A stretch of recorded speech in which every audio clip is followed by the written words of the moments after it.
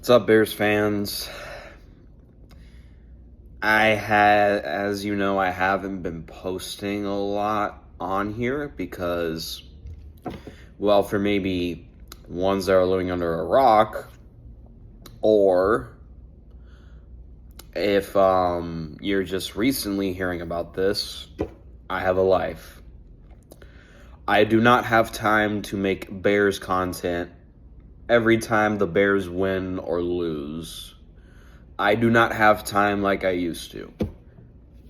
That's one of the reasons. And two, I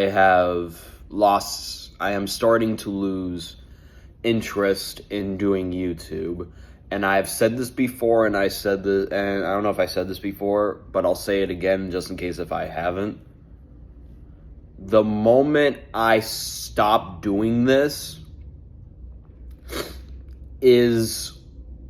No. The moment I lose interest is the day I literally stop streaming on this channel and my second channel. When I lose interest, which I'm starting to lose interest.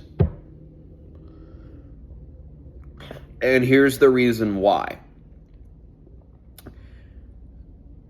It's just I lost it, but I am strongly aware the Bears are 6-3. On paper, that looks impressive. Nobody's denying the Bears have a good record right now.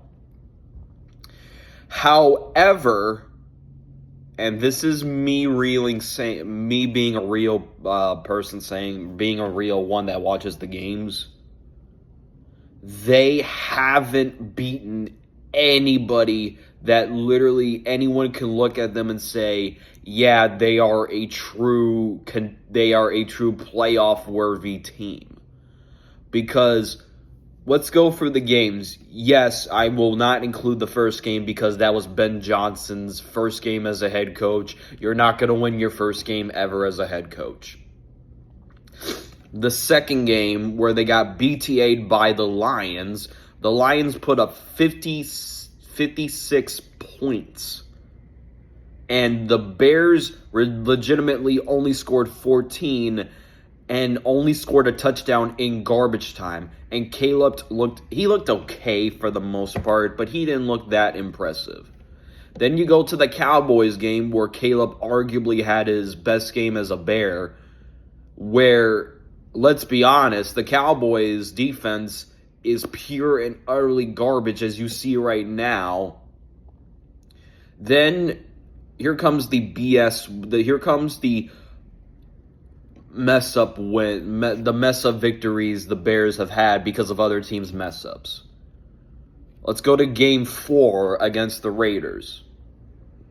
Geno Smith threw 3 interceptions. And normally you would think, oh, a quarterback throws 3 interceptions. That means the Bears the Bears win by 3 or 4 scores. But the Bears literally almost lost to Max Crosby carrying that sorry, pathetic Raiders defense that the Bears struggled to. Max Crosby was making Caleb Williams' life a living hell that day. And the only reason the Bears won was because of a blocked field goal, which would have given the Raiders a 2-score lead. And let's be honest, do we really think Caleb Williams, who basically struggled that entire game, well, he looked okay he looked on point in the fourth quarter, but let's be honest, Max Crosby was making his life a living hell. So if Raiders make that field goal, I promise you, Caleb will not have a chance to win with a field goal because of how Max Crosby was. Now we get to the fifth game. Was against the Commanders. Literally, the Commanders had the Bears dead to rights. And what do the Commanders do? Which should have been a simple run and get the first down. Jaden Daniels decides to take it himself and basically fumbles the snap, which allowed the Bears to go from the 49 to basically start at the Commanders' own 49-yard line, which basically they're in position to set up a Jake Moody field goal, which Jake Moody was the kicker.